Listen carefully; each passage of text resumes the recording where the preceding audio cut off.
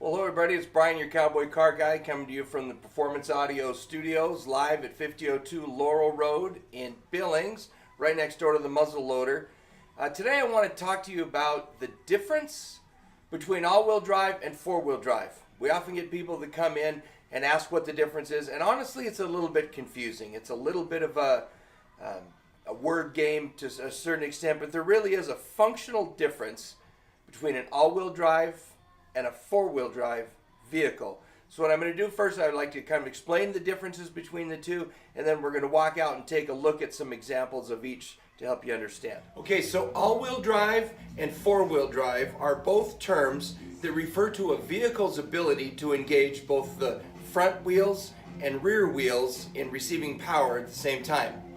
The difference is the mode in which they're engaged. So first is an all-wheel drive vehicle. An all-wheel drive vehicle is pretty much a hands-off vehicle. With an all-wheel drive vehicle, you don't really have to do anything to engage it into four-wheel drive or into all-wheel drive. Now there are different modes within all-wheel drive. Some are an on-demand, meaning that both axles don't engage until one axle is actually slipping, so you have to begin to lose traction on one axle before they engage. Others have a mode of employment where there is some power going to all of axles all the time, and then more is shifted to the axle that seems to be losing traction, and some are even further than that, or all power all the time. But essentially, all-wheel drive generally means that it's running on one axle, power going to one axle, and then when slippage begins, loss of traction begins, then power is shifted to both axles, making it at that point a true all-wheel drive vehicle. Now in four-wheel drive, the most common example we have is the pickup that here in Montana and Wyoming in our area. And with a four-wheel drive, generally it's rear-wheel drive until you select the four-wheel drive mode. Now, back in the day, all four-wheel drive trucks, or most four-wheel drives, had a hubs you had to engage. In fact, I have a 2015 Ford F-250, and it has hubs in it. So in order to engage four-wheel drive, you have to first get out and go to the front end and lock in the hubs on the truck, and then you can get in and pull the lever and engage four-wheel drive. With four-wheel drive, there's something you have to do to engage the four-wheel drive, whether it's pulling a lever or pushing a button in an example that I'll show you here in a moment, or turning a dial, as in the case of like a Dodge. But with four-wheel drive, it is in two-wheel drive, generally rear-wheel drive, until you take action to engage it from two-wheel drive to four-wheel drive. So we're going to go outside, and I'm going to show you a few examples of both to help you understand clearly what the difference is between an all-wheel drive and a four-wheel drive vehicle. To look at the exterior of this terrain, there's nothing about it that tells you that this is an all-wheel drive vehicle, with the exception of a very small badge on the back.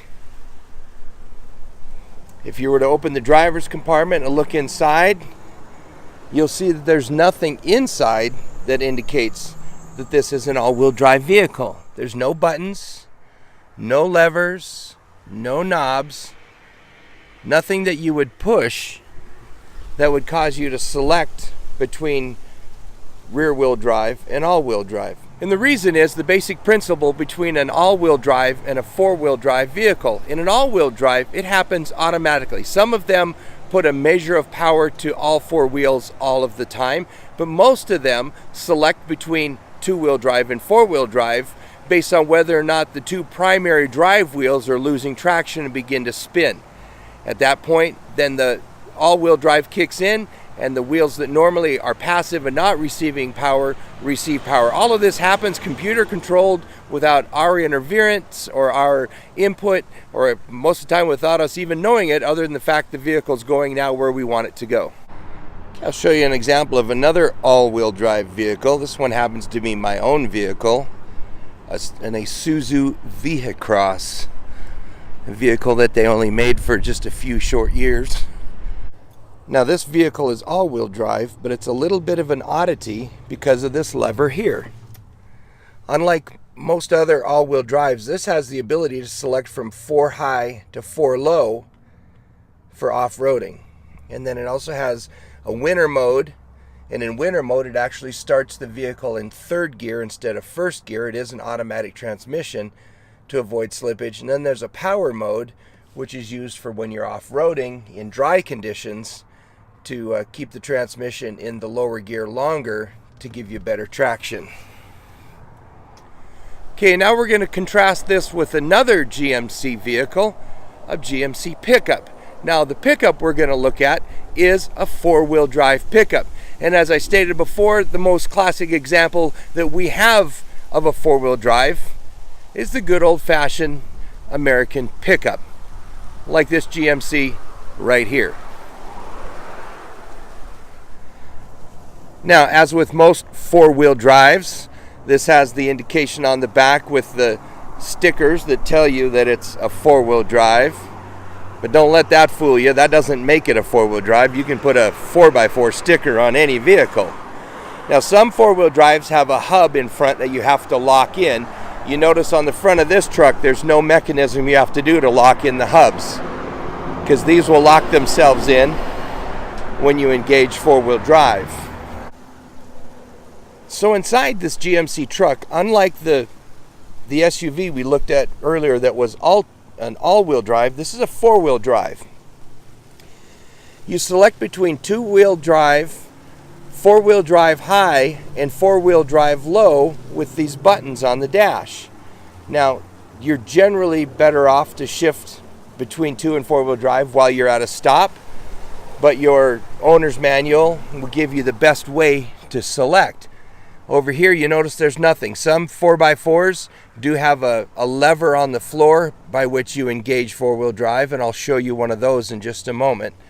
But this is a classic example of a modern four-wheel drive pickup. Okay, now here's an example of a Dodge truck, four-wheel drive, that actually uses the lever on the floor to engage the four-wheel drive. Okay, so now you've seen examples of all-wheel drive, you've seen examples of four-wheel drive.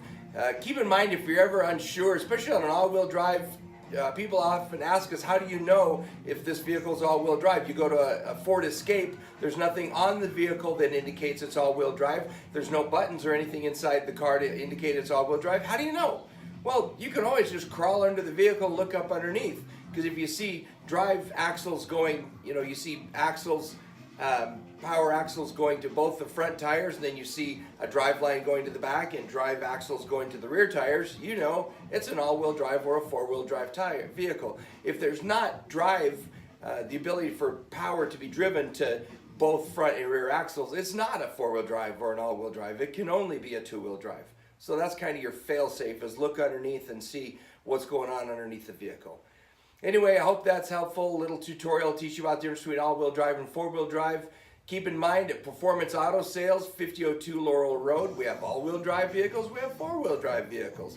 Let us see if one of those won't work for you. They come in trucks, cars, sedans, SUVs, you name it, there's a lot of them available. We even have a Chrysler 300 gangster cruiser mobile with Beats audio system that's all-wheel drive. So come on in, see me, your cowboy car guy, at Performance Auto Sales, 5002 Laurel Road, right next to the Muzzleloader Cafe. Come in and ask for this guy, your cowboy car guy. Love you guys. Talk to you soon.